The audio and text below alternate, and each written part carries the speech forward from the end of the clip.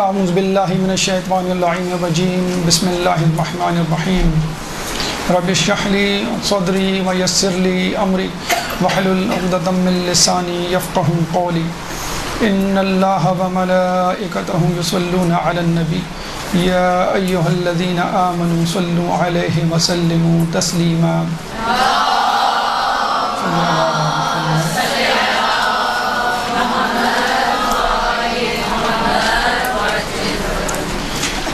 ماہ ذیقعدہ میں ایک اہم تاریخ 25 ذیقعدہ ہے کہ جو دہ الحرز کے نام سے مشہور ہے. اس دن جو 3 اہم واقعات رونما ہوئے ہیں اس میں ایک تو خود دہ الحرز زمین کا بچھایا جانا، اس کے علاوہ 2 اہم شخصیات، 2 اہم مشہور و معروف اولو العزم پیغمبروں کی پیدائش، ایک حضرت ابراہیم علیہ السلام اور دوسرے حضرت عیسیٰ علیہ السلام.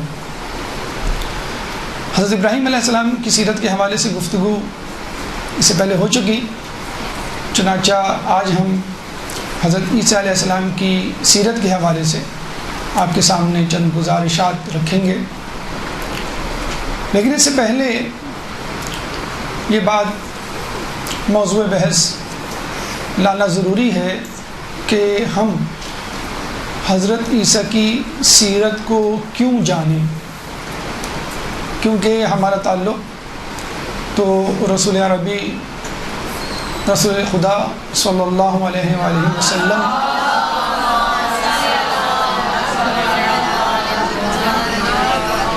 تو جان لیجئے کہ جہاں تک شریعت کا تعلق ہے تو ہم شریعت محمدی کے پابند ہیں، جہاں تک فقہ تک کا تعلق ہے ہم فقہ جعفریہ کے ماننے والے ہیں.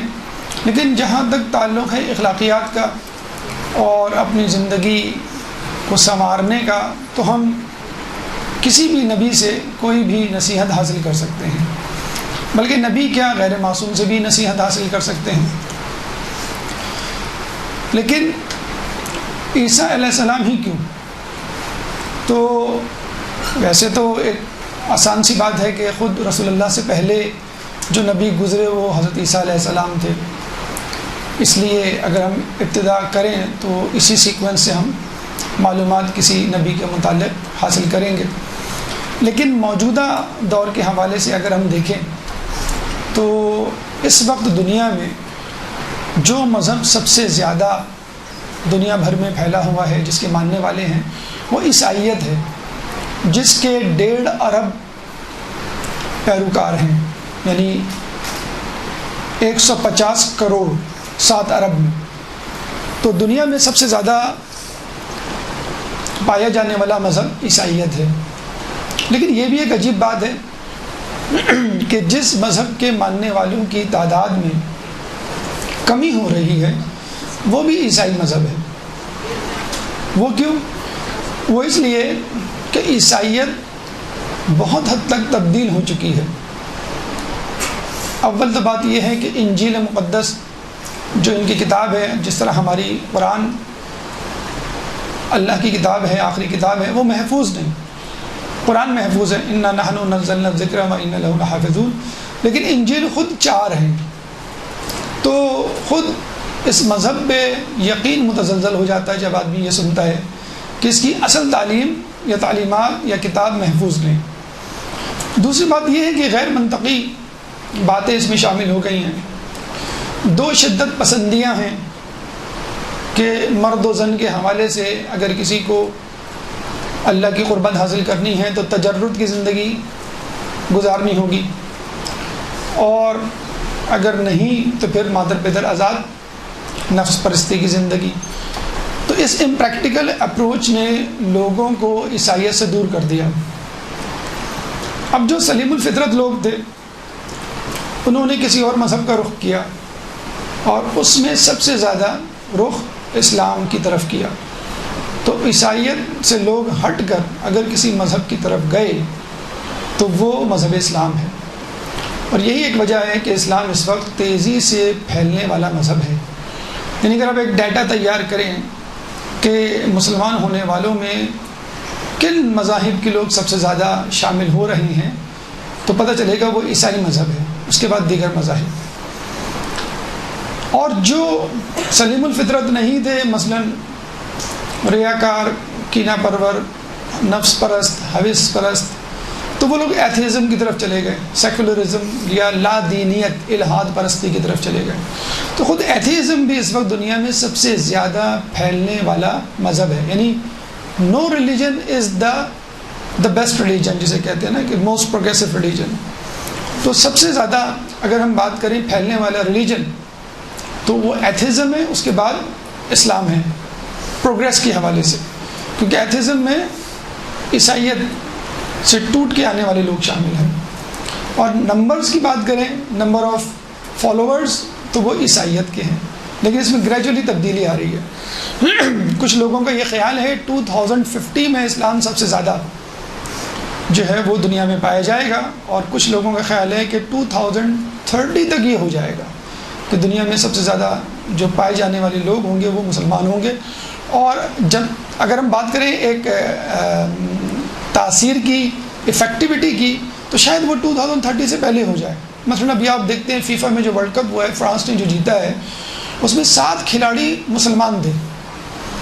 تو فرانس کو، یعنی فرانس کی ٹیم کو، ویسے مسلمان بہت کم ہیں فرانس میں، لیکن اس کی ٹیم میں آدھے سے زیادہ کھلاڑی جو ہے وہ مسلمان ہیں۔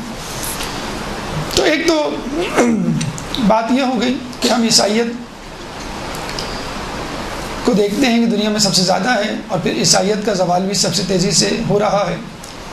اس لیے اس مذہب کی شخصیت یا بانی یا رہنما کے بارے میں پڑھنا ضروری ہے۔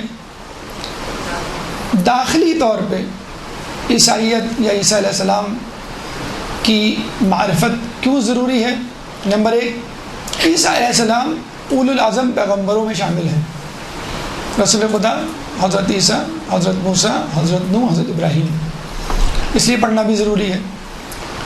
نمبر 2، عیسیٰ علیہ السلام کا تذکرہ خود قرآن میں، جو مسلمانوں کی آخری کتاب ہے، 38 مرتبہ آیا ہے، 38 ٹائمز، جس میں 25 مرتبہ بطور عیسیٰ علیہ السلام اور 13 مرتبہ بطور مسیح۔ مسیح لفظ نکلا ہے مسح سے، اور مسح کا مطلب ہوتا ہے ہاتھ پھیرنا، جیسے ہم پاؤں پہ ہاتھ پھیرتے ہیں وضو میں، سر پہ ہاتھ پھیرتے ہیں۔ تو موسیٰ علیہ السلام جب مبروس، برص کے مرض میں مبتلا شخص، لیپرسی کے مرض میں مبتلا شخص کے جسم پر ہاتھ پھیرتے تھے تو اس کی لیپرسی یا برص کے داغ غائب ہو جاتے تھے، تو بس وہیں سے ان کا نام جو ہے وہ مسیح پڑ گیا۔ عموماً ڈاکٹر کے لیے بھی یہ مسیحا کا لفظ استعمال ہوتا ہے، نجات دہندہ جو آپ کو مشکل سے نکالے اس کے لیے بھی مسیحا کا لفظ استعمال ہوتا ہے۔ اور سب سے اہم بات، یعنی اولو العزم پیغمبر ہے، قرآن میں ہے، اور سب سے اہم بات کہ جب امام زمانہ عجل اللہ تعالیٰ فرجہ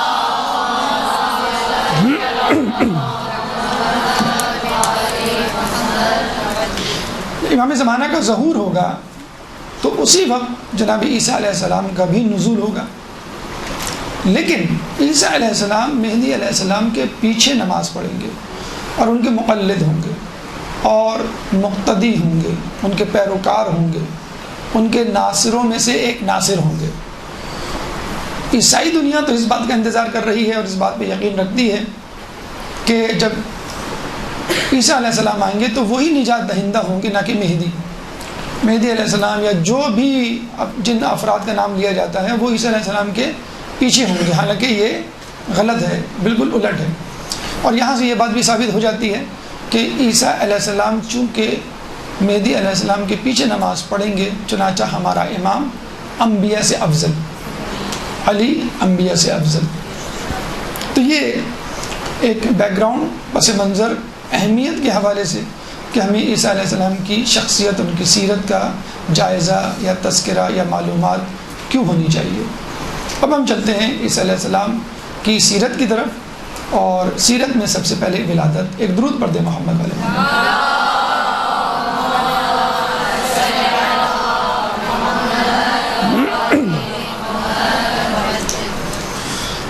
عیسیٰ علیہ السلام کی ولادت اگر زمان و مکان کے حوالے سے ہم بات کریں تو رسول اللہ سے 570 سال پہلے 570 ایئرس پہلے آپ اس دنیا میں آئے، اور سرزمین یروشلم بیت المقدس کے ایک گاؤں ناصرہ میں ان کی پیدائش ہوئی، اور کچھ روایات یہ کہتی ہیں کہ آپ کی پیدائش فرات کے کنارے ہوئی۔ اس وقت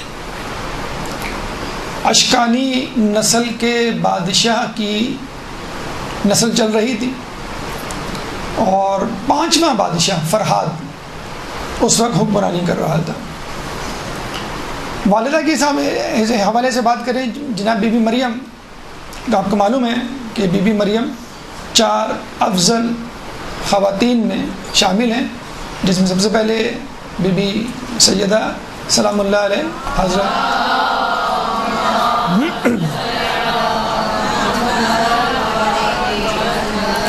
حضرت خدیجہ علیہ السلام، اور بی بی آسیہ، اور خود بی بی مریم۔ آپ کا ذکر قرآن میں 34 مرتبہ آیا ہے، 34 ٹائمز۔ عیسیٰ علیہ السلام کا 38 مرتبہ 38، اور یہ 34 ٹائمز۔ قرآن کا پورا ایک سورہ، سورہ مریم 19واں سورہ جناب مریم سے مخصوص ہے، اور باقی بہت پاک و پاکیزہ خواتین میں ان کا شمار ہوتا ہے، بلکہ خود آسیہ کیا، ان کا خاندان بھی بڑا معتبر اور معزز ہوا کرتا تھا۔ آپ کے والد گرامی عمران، اس مریم بنت عمران ان کا نام، ان کا عمران تھا، اور ان کا رعب و دبدبہ، ہیبت، تقوی، پارسائی بالکل ویسی ہی تھی جیسے بنی ہاشم اور ان کے قبیلے کی۔ جناب عمران کی زوجہ حنہ تھی، اور ایک جگہ حسنہ ان کا نام آیا ہے۔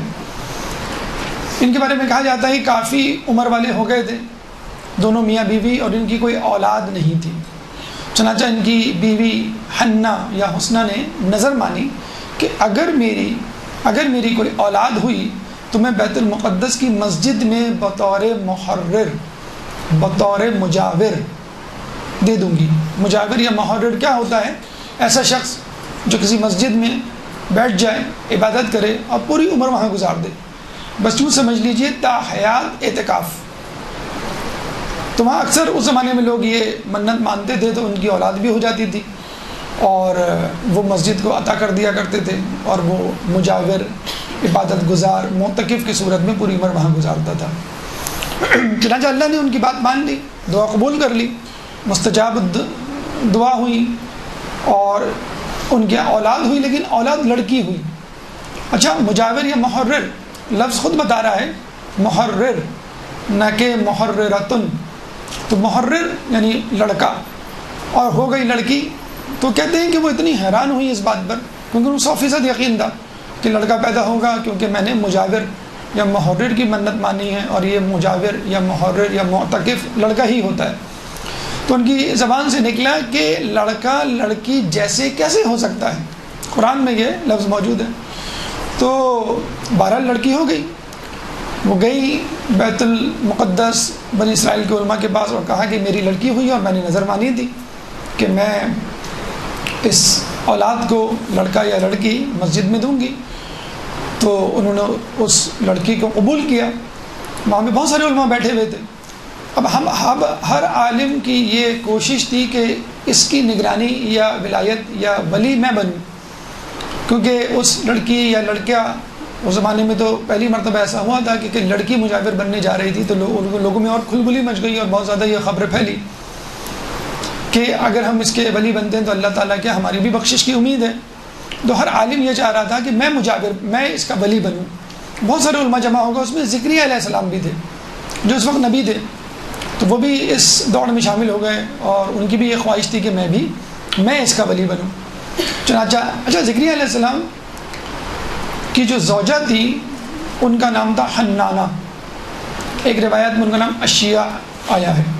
بہرحال حنانہ اور حنہ ناموں سے لگ رہا ہوگا آپ کو، یہ دونوں بہنیں تھیں، یعنی عمران علیہ السلام کی زوجہ حنہ اور زکریا علیہ السلام کی زوجہ حنانہ آپس میں بہنیں تھیں۔ چنانچہ زکریا علیہ السلام اور عمران علیہ السلام یہ دونوں آپس میں ہم زلف ہوئے. چنانچہ ذکر علیہ السلام اس زمانے میں نبی تھے، انہوں نے بھی چاہا کہ میں بھی جو ہوں اللہ تعالیٰ مجھے توفیق دے، میں بھی جو ہوں اس کی وہ کروں، نگرانی، ولایت اور یہ خدمت. جب بہت سارے لوگ جمع ہو جاتے ہیں آپ کو معلوم ہے، پھر قرعہ ڈالتا ہے، تو انہوں نے کہا بھی قرعہ ڈالتے ہیں، پھر دیکھتے ہیں کہ کون اس کا ولی بنتا ہے، کیونکہ کھانا لے جانا لانا، اس کی حفاظت اور کوئی بھی چیز کی ضرورت ہو تو وہ اس کا ضامن ہوتا ہے، وہ اس کے ذمہ دار ہوتا ہے وہ شخص. جیسے آپ نے دیکھا ہوگا مسجدوں میں جو اعتکاف میں بیٹھتے ہیں تو ان کے لیے کھانا لانا لے جانے کی ذمہ داری ایک شخص سنبھال لیتا ہے، بھائی میں ذمہ دار ہوں، کپڑے یا کوئی بھی چیز ضرورت ہے زندگی کی. چنانچہ قرعہ ڈالا گیا، وہ کس طرح کہ تمام علماء نے اپنے اپنے قلم پانی کے مرتبان میں ڈال دیے اور یہ طے پایا کہ جس کا قلم نہیں ڈوبے گا وہ اس بچی کا ولی بنے گا. چنانچہ سب کے قلم ڈوب گئے اور جس کا قلم پانی میں تیرتا رہا وہ زکریا علیہ السلام تھے. چنانچہ ان کو ولی بنا دیا گیا، وہ بڑے خوش ہوئے. ان کے لیے سب سے اہم ذمہ داری کھانا پہنچانا تھا. اکثر وہ دیکھتے کہ جب میں کھانا لے کے جاتا ہوں تو مریم کے پاس پہلے سے بہترین پھل اور خوان اور طعام موجود ہوتا تھا، اور بعض اوقات بے موسم کے پھل، مثلا کھجور یا انار، کھجور یا آم وہ آپ کو سردیوں میں مل جائیں، اسی طرح انار جو ہے وہ آپ کو گرمیوں میں مل جائے، بے موسم کے پھل جسے کہتے ہیں. تو وہ پوچھا کرتے تھے کہ یہ پھل تمہارے پاس کہاں سے آئے؟ تو وہ کہا کرتی تھی یہ اللہ نے بھیجے ہیں. اچھا، اس طرح کا واقعہ ہمیں خود بی بی سیدہ کے حوالے سے بھی ملتا ہے. اللہم صلی اللہ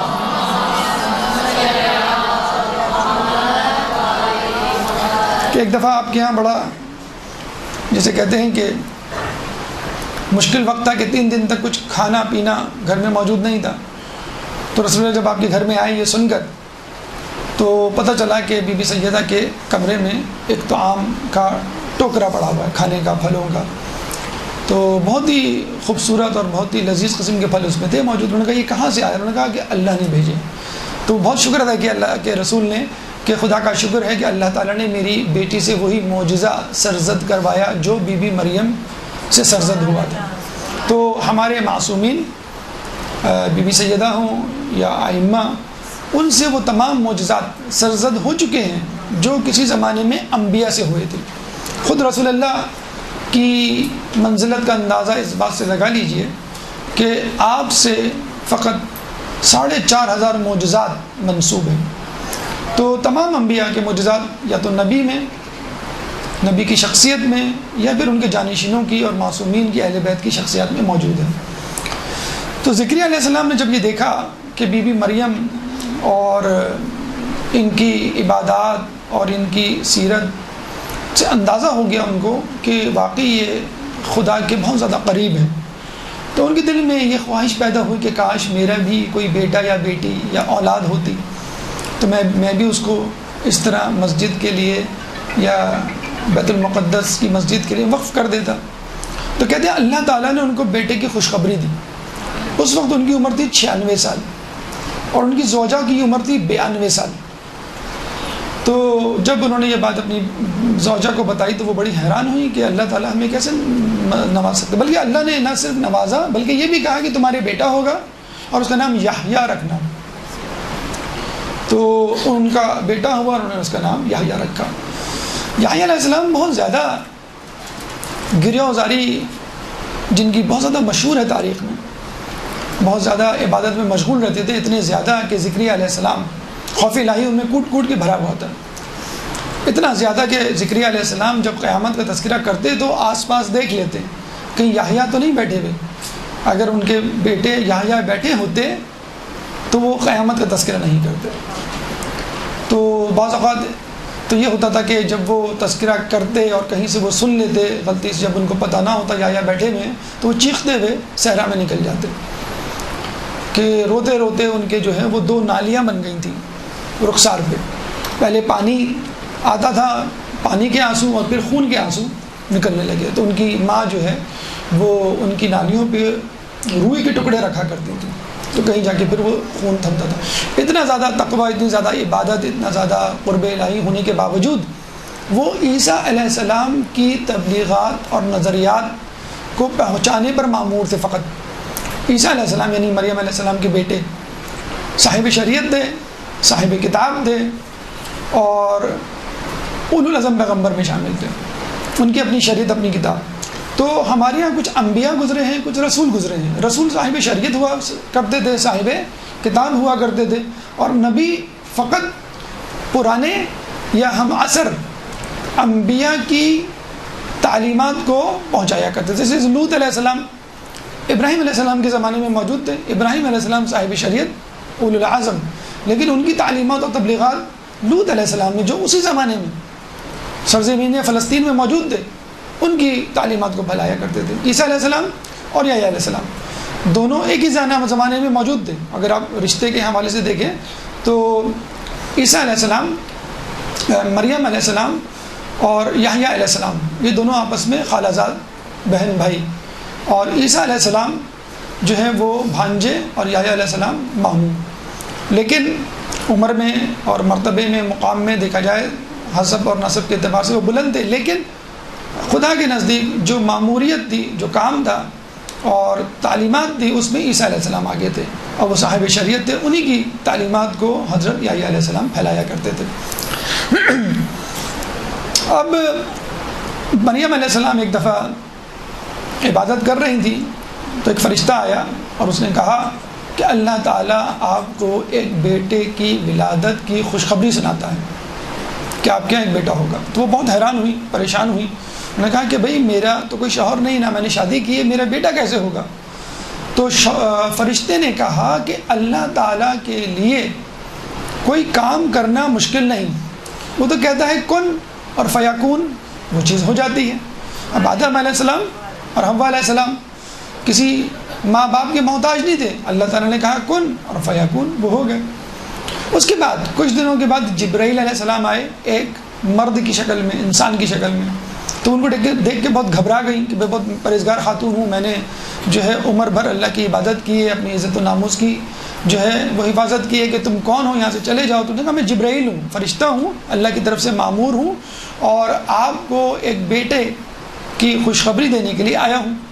پھر آپ نے جبرائیل نے مریم علیہ السلام پر دم کیا، یعنی پھونکا، تو وہ حمل سے ہو گئی، اور اس کے بعد ان کی عبادت جاری رہی۔ وقت ولادت اللہ تعالیٰ نے ان کو حکم دیا کہ اب تم مسجد سے باہر نکل جاؤ اور فلاں جگہ ایک کھجور کا درخت ہے، وہاں جا کے اس بچے کی پیدائش کرو۔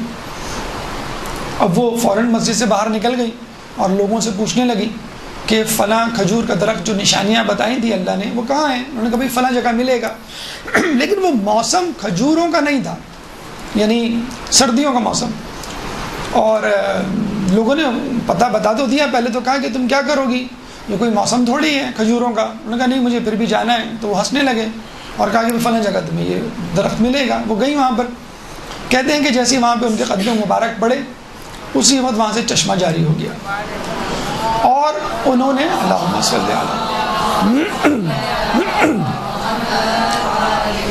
اور انہوں نے اس وقت اللہ کے حکم کے مطابق کھجور کے تنے کو ہلایا، جیسے ہی ہلایا وہ ہرا بھرا ہو گیا، اسی وقت اس میں پھل آیا اور کھجور پکی ہوئی آئی اور گرنے لگی ان کے قدموں میں، کھجور اور پانی، یعنی کھانے پینے کا ان کا بندوبست ہو گیا۔ اچھا کھجور کے بارے میں سن لیجئے، میڈیکل پوائنٹ آف ویو سے سب سے زیادہ آئرن اگر کسی پھل میں ہوتا ہے آئرن تو وہ کھجور میں ہوتا ہے۔ خود پاکستان میں پریگننٹ وومن کو پوری دنیا میں ایڈوائز کیا جاتا ہے کہ پریگننسی کے دوران آپ کھجور کھائیں، اور یہ ہیموگلوبن لیول بڑھاتا ہے۔ خود پاکستان میں کسی بھی خاتون کا، پریگننٹ وومن کا ہیموگلوبن لیول نارمل نہیں دیکھا گیا ہے، 13.5 ملی گرام پر ڈیسی لیٹر ہوتا ہے، کم ہوتا ہے، عموماً 10 سے کم ہی ہوتا ہے۔ تو پریگننٹ وومن شروع ہی سے اگر کھجور کھانا شروع کریں تو ان کو جو جیکٹوفر کے انجیکشن لگتے ہیں یا آئرن کی جو سپلیمنٹس کھاتے ہیں وہ نہ کھانے پڑیں، جو کہ بہت زیادہ سائڈ ایفیکٹس، انجیکشن جو ہے وہ آپ کا الرجی کرتا ہے، اور جو ٹیبلٹ ہوتی ہے وہ انڈائجسشن کرتی ہے۔ 13 قسم کے منرلز کھجور میں موجود ہوتے ہیں، 5 قسم کے وٹامنس کھجور میں موجود ہوتے ہیں، بسائڈ آئرن، آئرن سے ہٹ کر جو سب سے زیادہ ریچسٹ سورس ہے۔ اس کے بعد پھر آپ کا انار آتا ہے، پھر اس کے بعد کلیجی آتی ہے، پھر پالک اور باقی چیزیں آتی ہیں، سیب آتا ہے، لیکن سب سے زیادہ رچ سورس جو ہے وہ کھجور ہے۔ لیکن بس بدقسمتی ہے ہماری کہ ہم کھجور جو ہے صرف رمضان میں دیکھتے ہیں، جس طرح تقویٰ صرف رمضان میں نظر آتا ہے، تو کھجور جو ہے وہ صرف آپ کو رمضان میں نظر آتا ہے۔ تو کھجور اور پانی سے انہوں نے استفادہ کیا، لیکن کہتے ہیں کہ جیسے جیسے بیٹے کی ولادت کا وقت قریب آتا جا رہا تھا، مریم علیہ السلام کی پریشانی میں، امبیرسمنٹ میں اضافہ ہوتا جا رہا تھا۔ ایک تو کوئی تھا نہیں ان کے ساتھ، نمبر 2 شوہر نہیں تھا، ایک معجزہ ہونے جا رہا تھا اور لوگ اس بات کو قبول نہیں کریں گے، تو ان کی زبان سے اکثر یہ جملہ نکل جاتا تھا، یا لیتنی مت، کہ کاش میں مر گئی ہوتی قبل ھذا، اس عمل سے پہلے، اور وکنت نسیا منسیا، کہ کاش میں مر گئی ہوتی اس واقعے سے پہلے اور گمنام یا فراموش کر دی گئی ہوتی۔ سورہ مریم آیت نمبر 23 سورہ مریم قرآن کا 19واں سورہ، چیپٹر 19 ورس نمبر 23۔ تو اللہ تعالیٰ نے ان کو تسلی دی کہ تم گھبراؤ مت، یہ بچہ جو ہونے والا ہے یہ خود تمہارا دفاع کرے گا، ڈیفینس کرے گا تمہارا۔ چنانچہ آپ تھوڑی سی مطمئن ہوئی۔ جب بچہ پیدا ہوا تو وہ بچے کو لے کر لوگوں کے جب درمیان آئی تو لوگوں نے کہا کہ یہ کس کا بچہ ہے؟ انہوں نے کہا یہ میرا بچہ ہے۔ تو لوگوں نے بہت لعان طعن کی کہ تمہیں شرم آنی چاہیے کہ تم اتنے بڑے خاندان سے ہو، تم ہمیشہ مجاور محرر کی حیثیت سے، محررہ کی حیثیت سے تم نے بیت المقدس کی مسجد میں دن رات گزارے، ہم تمہاری بڑی عزت کرتے تھے، تم ہارون کے خاندان سے، فلاں کے خاندان سے، تو تم نے یہ کیا کیا؟ اب وہ بتلاتی رہیں کہ بھئی میرا اس میں کوئی قصور نہیں، میرا اس میں کوئی عمل دخل نہیں، یہ اللہ کی طرف سے اور یہ اللہ نے دیا۔ تو وہ ان پہ یقین نہیں کر رہے تھے، تو انہوں نے یہ کہا کہ جیسے کہ خدا نے خود کہا کہ یہ بچہ تمہارا دفاع کرے گا خود، تو انہوں نے بچے کی طرف اشارہ کہا کہ تم خود اس سے پوچھ لو۔ تو لوگ اور ہنسنے لگے کہ قالوا کیف نکلم من کان فی المہد صبیا، کہ ہم اس سے کلام کریں، وہ کیسے کلام کرے گا جو گہوارے میں ہے اور بچہ ہے۔ سورہ مریم آیت نمبر 29 اسی وقت عیسیٰ علیہ السلام گہوارے میں گویا ہوئے کہ قال انی عبد اللہ آتانی الکتاب وجعلنی نبیا، کہ انی بے شک انی عبد اللہ، میں اللہ کا بندہ ہوں، وآتانی الکتاب، مجھ پر کتاب اتاری گئی، وجعلنی نبیا، اور اللہ نے مجھے نبی بنایا۔ یہ سن کے لوگ حیران ہو گئے، بہت سارے لوگ مریم کی بات پر یقین کر بیٹھے اور اللہ پر ایمان لے آئے، لیکن کچھ لوگ بدستور تہمت کے الزام کو جاری رکھے رہے۔ پانچویں امام محمد باقر علیہ السلام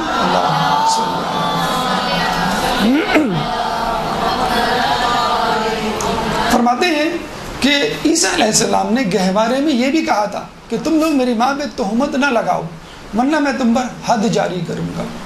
تو ابو بصیر نے کہا کیا واقعی عیسیٰ علیہ السلام نے ان پر حد جاری کی تھی؟ تو امام نے فرمایا حقیقتاً ایسا ہی ہوا تھا کہ عیسیٰ علیہ السلام نے بڑے ہونے کے بعد جن لوگوں نے تہمت لگائی تھی اور معجزے کے بعد بھی انکار کیا، ان پر حد جاری کی۔ ابھی جو واقعات معجزات سے بھرپور آپ کے سامنے پیش کیے گئے، اس میں چند نکات ہیں جو سمجھنے کے ہیں، چند پیغامات ہیں جو حاصل کرنے کے ہیں۔ سب سے پہلا پیغام جو حاصل کرنے کا ہے وہ ہے عظمت علی۔ مریم علیہ السلام مسجد کے اندر موجود تھی اور خدا نے کہا مسجد سے باہر نکل جاؤ، بچے کی پیدائش باہر ہوگی، اور فاطمہ بنت اسد مسجد سے باہر، کعبے سے باہر موجود تھی اور ان کو کہا کہ تم اندر آ جاؤ، دروازے سے نہیں، میں تمہارے لیے دروازہ الگ سے بناؤں گا تاکہ رہتی دنیا تک پتہ چلے کہ تم زبردستی نہیں آئی دروازہ کھول کے اپنے بچے کو شرف دلوانے کے لیے، بلکہ میں نے تمہیں بلایا ہے۔ تو دیوار شق ہوئی، اور اس کے بعد جب 3 دن کے بعد نکلی پھر دوبارہ دیوار شق ہوئی کہ جن لوگوں نے نہیں بھی دیکھا اور یہ معجزہ سن کے وہاں جمع ہو گئے، یا دشمنوں نے وہ دیوار یا شگاف پاٹ دیا تو دوبارہ دیکھ لیں کہ دیوار شق ہوئی۔ تو یہ عظمت علی ہے۔ یہاں پھر وہی بات ثابت ہو جاتی ہے کہ علی اور ہمارے ائمہ انبیاء سے افضل۔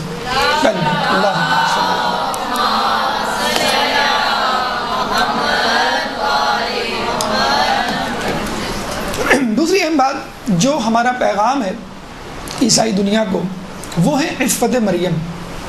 آپ نے دیکھا ہوگا کہ عیسائی دنیا میں، جس کے بارے میں ابھی بتایا گیا کہ 1.5 ارب 150 کروڑ پیروکار ہیں، تو اس میں تقریباً فرض کر لیں 50% 75 کروڑ ہم لے لیں خواتین ہیں، اور ان کے لیے رول ماڈل مثالی خاتون کون ہے؟ بی بی مریم۔ وہ بی بی مریم جس کی گواہی قرآن نے دی، جن کی عفت و پاکیزگی کی گواہی عیسیٰ علیہ السلام نے گہوارے میں دی۔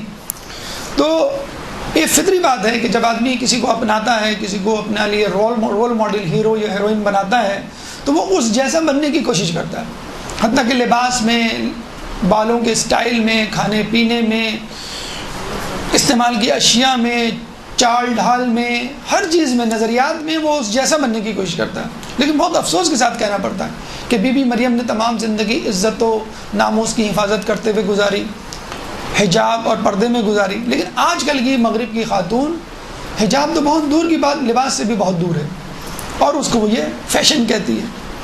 تو اگر یہی حجاب ہماری مسلمان خواتین کریں، اور تھوڑی دیر کے لیے اگر ہم فقط ان کی مریم کو، میری کو رول ماڈل بنا لیں، تو ہم یہ کہیں گے کہ آپ سے زیادہ بی بی مریم کی پیروی ہماری خواتین کر رہی ہیں۔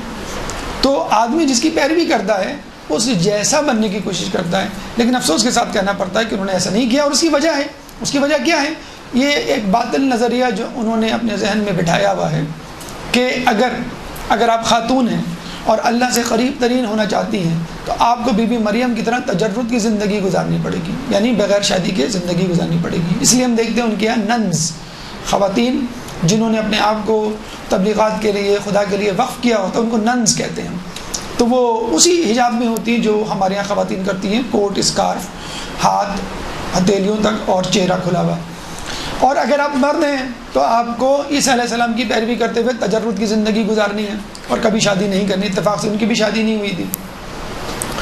تو مرد اور عورت دونوں کے لیے کرائٹیریا کیا ہو گیا؟ اگر آپ کو اللہ کا قرب چاہیے، اس کے قریب ہونا ہے، متقی پرہیزگار بننا ہے، تو آپ کو شادی نہیں کرنی۔ جب تمام عیسائی ایسا کر لیں گے تو نسل، خاندان، معاشرہ کیسے آگے بڑھے گا؟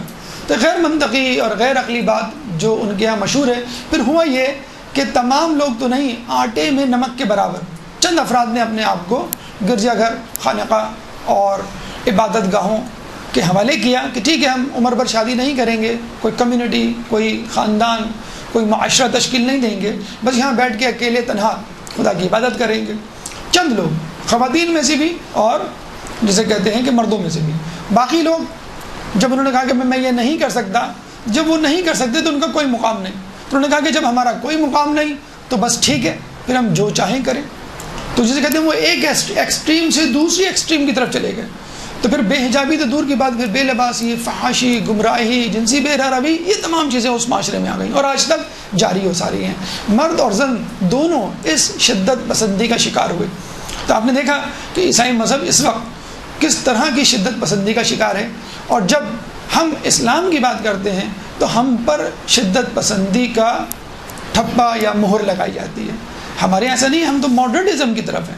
ہمارے ایک عالم دین اگر داڑھی رکھتا ہے تو ایک عام آدمی بھی داڑھی رکھتا ہے، ایک عام آدمی اگر شادی کرتا ہے تو عالم دین بھی شادی کرتا ہے۔ ایک عورت مبلغہ یا معلمہ ہے اور حجاب کرتی ہے تو اس کو سننے والیاں، اس کی طرف آنے والیاں، اس کو فالو کرنے والیاں بھی حجاب کرتی ہیں، اور ایک عام عورت اگر شادی کرتی ہے تو معلمہ بھی شادی کرتی ہے۔ تو یہ ہے اعتدال پسندی، یہ ہے میانہ روی، اور ان کی جو فطرت ہے، ان کا جو نیچر ہے، ان کا طرز زندگی ہے، وہ شدت پسندی ہے۔ دوسرا پیغام، تیسرا پیغام وہ یہ کہ عیسیٰ علیہ السلام نے گہوارے میں کہا کہ انی عبداللہ، اور مجھے آتانی الکتاب وجعلنی نبیہ، کہ میں نبی ہوں، مجھ پر کتاب اتری۔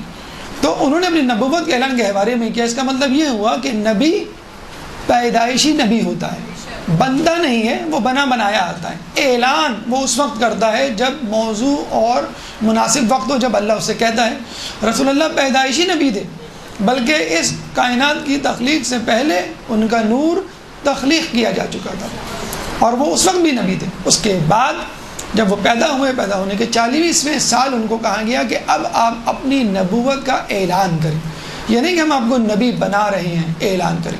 اسی طرح ہمارا عقیدہ ہے کہ چاہے نبی ہو چاہے امام ہو، دونوں جو اللہ کے منتخب شدہ ہوتے ہیں پیدائشی ہوتے ہیں۔ جب عیسیٰ علیہ السلام پیدائشی نبی ہو سکتے ہیں تو رسول اللہ اور آئمہ پیدائشی نبی کیوں نہیں ہو سکتے؟ آخری اور اہم نقطہ عیسیٰ علیہ السلام کی پیدائش سے ہمیں ملتا ہے کہ عیسیٰ علیہ السلام بوسیلہ بی بی مریم عمران علیہ السلام کی نسل سے ٹھہرے۔ تو کیوں نہ آج کل کے سادات بی بی سیدہ کی وساطت سے رسول اللہ کے خاندان سے کیوں نہیں ٹھہر سکتے؟ درود پڑھ دو محمد علیہ وسلم۔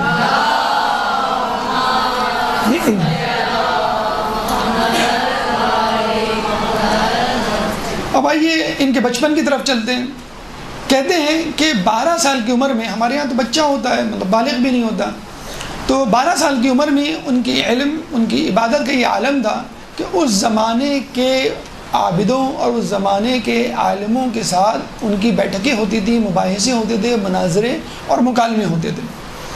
30 سال کی عمر میں جب یہ پہنچے تو اللہ نے ان کو نبوت کے اعلان کا کہا۔ اس کے بعد 33 سال تک انہوں نے نبوت کے فرائض انجام دیے، اور 33 ایئرس کی ایج میں اللہ تعالیٰ نے ان کو آسمان پہ اٹھا لیا۔ فقط 3 سال انہوں نے جو ہے وہ نبوت کا کام انجام دیا۔ اس دوران ان کو کثرت سے مسافرت پیش آئی، اس وجہ سے وہ شادی نہ کر سکے۔ ویسے بھی 33 ایئرس ایج کوئی بہت زیادہ عمر نہیں ہوتی ہے، تو کثرت سے مسافرت کی وجہ سے، مشغولیت کی وجہ سے وہ شادی نہ کر سکے۔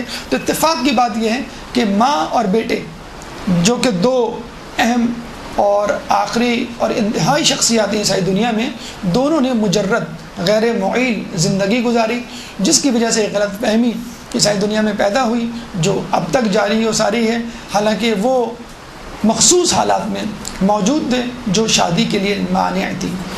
جناب مریم مجاورہ تھی، محررہ تھی، عمر بھر کے لیے مختص کر دی گئی تھی عبادت کے لیے بیت المقدس کی مسجد کے لیے، چنانچہ وہ مجبور تھی کہ شادی نہ کریں۔ اسی طرح عیسیٰ علیہ السلام مسلسل نبوت کے بعد مسافرت میں رہے، اور وہ قاصر تھے شادی کی طرف سوچنے کے حوالے سے۔ اب آئیے ان واقعات کی طرف جو عیسیٰ علیہ السلام کی زندگی میں ہمیں ملتے ہیں، جو معجزات سے بھی بھرپور ہیں اور پیغامات سے بھی بھرپور ہیں۔ درود پڑھ دیں محمد والے محمد۔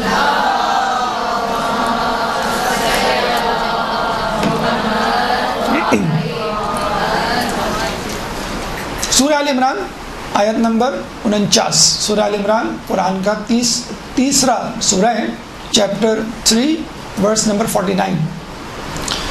حضرت عیسیٰ علیہ السلام اپنا تعارف کرواتے کہتے ہیں کہ انا قد جئتکم بآیۃ من ربکم، کہ بے شک میں اللہ کی آیات لے کر تمہاری طرف آیا ہوں۔ اور اس کے بعد وہ آیات، وہ معجزات گنواتے ہیں جو اللہ تعالیٰ نے ان سے مخصوص کیے تھے، جن کی ان کو اہلیت دی تھی۔ انہوں نے کہا کہ میں مٹی کا پرندہ بناتا ہوں اور اس پہ پھونک مارتا ہوں تو وہ حقیقی پرندہ بن جاتا ہے۔ انہوں نے کہا کہ میں مردے کو زندہ کرتا ہوں۔ انہوں نے کہا کہ میں بإذن اللہ مبروز کا علاج کر سکتا ہوں۔ انہوں نے کہا کہ میں نابینا کو بینا بنا سکتا ہوں۔ اور 5واں معجزہ انہوں نے یہ کہا کہ میں غیب کا علم رکھتا ہوں، تم لوگ اپنے گھروں میں جو کچھ کھاتے ہو اور جو کچھ ذخیرہ کرتے ہو میں اس کے بارے میں جانتا ہوں۔ اور پھر ہم دیکھتے ہیں کہ پوری زندگی معجزات کے ساتھ، اخلاق کے ساتھ، پارسائی کے ساتھ، تقوی کے ساتھ، ہمدردی و تعاون کے ساتھ انہوں نے زندگی گزاری اور اپنی طرف لوگوں کو متوجہ کیا۔ کہتے ہیں کہ عیسیٰ علیہ السلام کی زندگی میں 12 افراد ایسے تھے جو ہر وقت ان کے ساتھ رہا کرتے تھے اور جن کو ان کے حواری کہا جاتا تھا۔ اور یہ بھی کہا جاتا ہے کہ ان کے تمام حواری یقین یا ایمان کی کیفیت میں 100% نہیں رہے، اس میں سے کچھ گمراہ ہو گئے عیسیٰ علیہ السلام کے بعد۔ عیسیٰ علیہ السلام کے پاس یہ 12 حواری آتے ہیں اور کہتے ہیں کہ عیسیٰ علیہ السلام ہم چاہتے ہیں کہ اللہ تعالیٰ ہمارے لیے دسترخوان یعنی کھانا طعام کا بندوبست کرے، کیونکہ وہ سن چکے تھے کہ موسیٰ علیہ السلام کے جو حواری تھے ان کے لیے آسمان سے کھانا آتا تھا، من و سلوہ۔ تو عیسیٰ علیہ السلام نے کہا کہ اب تو تم میرے اوپر ایمان لا چکے ہو اور اس کے بعد بھی تم معجزہ طلب کر رہے ہو، ایسا کیوں؟ انہوں نے کہا کہ نہیں، ایسی بات نہیں، ہم چاہتے ہیں کہ آپ کا معجزہ دیکھیں، اس سے استفادہ کریں، ہمارے یقین میں اضافہ ہو، اور اس یقین کے ساتھ ہم مزید آپ کی اتباع اور اطاعت کریں۔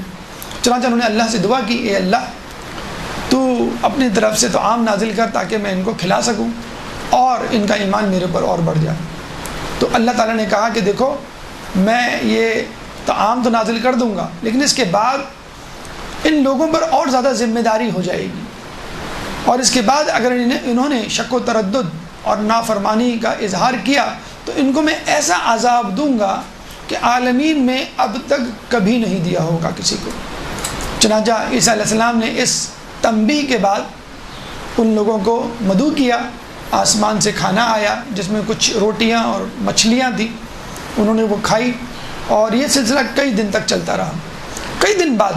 کچھ دن بعد اللہ تعالیٰ نے عیسیٰ علیہ السلام سے کہا کہ دیکھو اب آزمائش کا وقت تھا، کہ دیکھو ان لوگوں سے کہو کہ دسترخوان پر فقط غریب لوگ آئیں، امیر لوگ نہ آئیں۔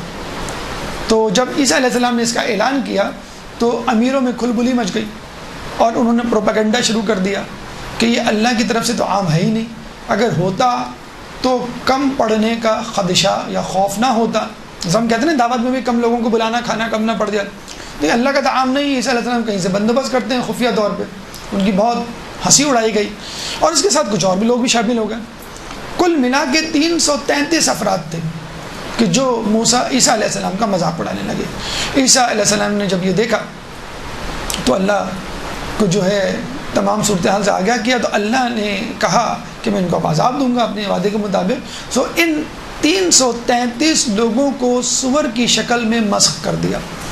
کہتے ہیں ان کا رشتہ دار روتے دھوڑتے گریہ ازاری کرتے ہوئے عیسیٰ علیہ السلام کے پاس آئے کہ خدا را آپ ان کو واپس اپنی اصلی شکل میں واپس کر دیں، تو اللہ تعالیٰ نے عیسیٰ علیہ السلام کو منع کر دیا کہ اب میں ان کو اپنی اصل شکل میں نہیں لاؤں گا۔ تو شاید یہی وجہ ہے کہ عیسائی دنیا میں بیشتر لوگ سور کا گوشت کھاتے، اپنے سابق رشتہ داروں کی محبت۔ اچھا کہتے ہیں کہ جب اللہ تعالیٰ نے سور کو پیدا کیا تو وہ لوگ اور یہ دیکھ کر غمگین ہوئے کہ سور غلاظت، گندگی، کیڑے مکوڑے ہی کھا رہے تھے اور کچھ نہیں، اور آج بھی یہی ہے۔ آپ عیسائی دنیا میں مبلغین کے پاس، سوچ سمجھ رکھنے والے لوگوں کے پاس، بلکہ آپ تو میڈیکل پوائنٹ آف ویو سے یہ پروون فیکٹ ہے کہ سور جو ہے وہ کیڑے مکوڑے کھاتا ہے، اور جب وہ کیڑے مکوڑے کھاتا ہے تو اس کو ڈائجسٹ کرنے کے لیے اس کی باڈی میں وہ انزائمز نہیں ہوتے، تو وہ باڈی میں اسی طرح اسٹک ہو جاتے ہیں۔ تو جب آدمی سور کھاتا ہے تو وہ کیڑے مکوڑے ایز اٹ از اور اس کے کمپوننٹس آپ کی باڈی میں چلے جاتے ہیں، یعنی جو لوگ کھاتے ہیں ان کی باڈی میں چلے جاتے ہیں، اور ان کو ڈائجسٹ کرنے کے لیے ہمارے پاس تو ٹماٹر کے چھلکے کا سیلولوز جو ہے اس کے لیے انزائم نہیں ہے ہماری باڈی میں، تو اس کا کیا ہوگا؟ تو وہ ہماری باڈی میں رہتے ہیں اور پھر وہ پھیلتے ہیں تو وہ انفیکشن کرتے ہیں۔ تو میڈیکل پوائنٹ آف ویو سے کہتے ہیں کہ یہ بالکل انسوٹیبل ہے اور ڈینجرس ہے اور رسک ہے ہیلتھ وائز۔ روحانی اعتبار سے سنیے، دنیا میں سب سے زیادہ بے حیا جانور سور ہے۔ جانوروں میں کوئی اتنا بے حیا جانور نہیں جتنا بے حیا، یعنی اس میں کوئی غیرت نہیں ہوتی اگر اس کی ناموس پر حملہ کر دیا جائے۔ یہ بہت مشہور بات ہے مغرب میں بھی سور کے حوالے سے۔ تو کہتے ہیں کہ جو سور کھاتا ہے اس کے اندر بے حیائی پیدا ہوتی ہے، اور یہ اسلامی اعتبار سے بھی پروون ہے کہ آدمی جس چیز کا شوق رکھتا ہے، جو چیز کھاتا ہے وہ چیز اس کے اندر پیدا ہوتی ہے۔ جیسے عرب جو ہیں وہ اونٹ کا گوشت کھاتے ہیں تو ان کے اندر کینہ پروری بہت ہوتی ہے، اور وہ کینہ پروری اور وہ دشمنی جو ہے وہ نسلوں در نسل چلتی ہے۔ تو اونٹ میں بھی جو ہے کہتے ہیں کینہ بہت ہوتا ہے، وہ عمر بھر اپنے اندر جسے کہتے ہیں کہ رکھتا ہے۔ جو بکرا یا بکری کھاتے ہیں ان کے دل بہت زیادہ جسے کہتے ہیں کہ نرم ہوتے ہیں۔ تو اسی طرح بہرحال جو جس قسم کی جو ہے غذا کھاتا ہے اس کے اثرات بہرحال ہوتے ہیں روحانی اعتبار سے اور میڈیکل پوائنٹ آف ویو سے، دونوں اعتبار سے جو ہے وہ۔ اب یہاں پر یہ ایک اور بات جو ہے وہ ذہن میں رکھنے والی ہے، شک، کہ عام آدمی تو چھوڑے کہ ان کے 12 حواریوں میں سے بھی کچھ کو شک ہوا، اور یہ تاریخ میں ہمیں ملتا ہے کہ عیسیٰ علیہ السلام جب آسمان پہ اٹھائے جا رہے تھے تو انہوں نے کہا تھا کہ ان 12 میں سے 8 منحرف ہو جائیں گے، 4 بچیں گے، اور ان 4 میں وہ لوگ صراط مستقیم پر ہوں گے جو میرے جانشین شمعون کی ولایت پر باقی رہیں گے۔ یعنی 12 میں سے 8 منحرف، کتنے منحرف ہو گئے؟ 2/3، 2/3، اور کتنے صراط مستقیم پہ رہے؟ 1/3، 1/3۔ نوح علیہ السلام پہ ایمان لانے والوں کی تعداد 240 to 40۔ جب انہوں نے کہا کہ اللہ نوح ہمارے لیے انتظام کیجئے کشتی کا تاکہ ہم ان لوگوں سے کے ظلم سے نجات پائیں، اللہ نے کہا کہ بھئی تم جاؤ اور کھجور کا درخت لگاؤ جو 1 سال میں درخت دیتا ہے، پھل دیتا ہے۔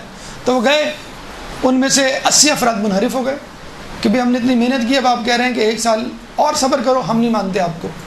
1/3 نکل گئے۔ پھر آئے دوسرے سال، پھر اللہ نے کہا کہ جاؤ 1 سال بعد آنا اور کھجور کا درخت لگاؤ، تو اس میں سے پھر 1/3 آدھے نکل گئے، یعنی 80. پہلے 80 نکلے 1/3، اب نصف یعنی 80 نکل گئے. تو 240 میں سے کتنے بچے؟ 80 + 80 160 نکل گئے. 80 بچے، 1/3 بچے، اور 2/3 منحرف. 1/3 کشتی میں سوار ہوئے اور 2/3 گمراہ ہو گئے. اس وقت مسلمانوں کی تعداد اگر دیکھی جائے 1 کروڑ میں 1/3 وہ لوگ ہیں جو علی کی ولایت پر یقین رکھتے ہیں. ایک درود پڑھ دیں.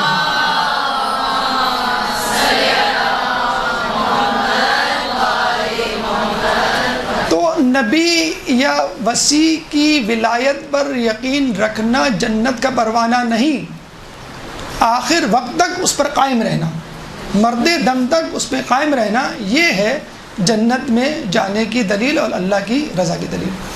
اسی طرح میرے خیال میں اب وقت ختم ہو گیا ہے، باقی واقعات انشاءاللہ ہم آپ کو اگلی نشست میں آپ کے سامنے پیش کریں گے. اللہ تعالیٰ سے دعا ہے کہ ہمیں عیسیٰ علیہ السلام کی زندگی سے سبق آموز نصیحتیں حاصل کرنے کی توفیق عطا فرما، ان کی پیروی کرنے کی توفیق عطا فرما، تعلیمات اہل بیت پر عمل کرنے کی توفیق عطا فرما، قیامت کے دن ان کی شفاعت سے بہرہ مند فرما، امام کے ظہور میں تعجیل فرما، اور ہمیں ان کے انصار و اعوان میں شامل فرما. ربنا تقبل منا انك انت السميع العليم وتب علينا انك انت التواب الرحيم برحمتك يا ارحم الراحمين وصلى الله على محمد وآله الطاهرين.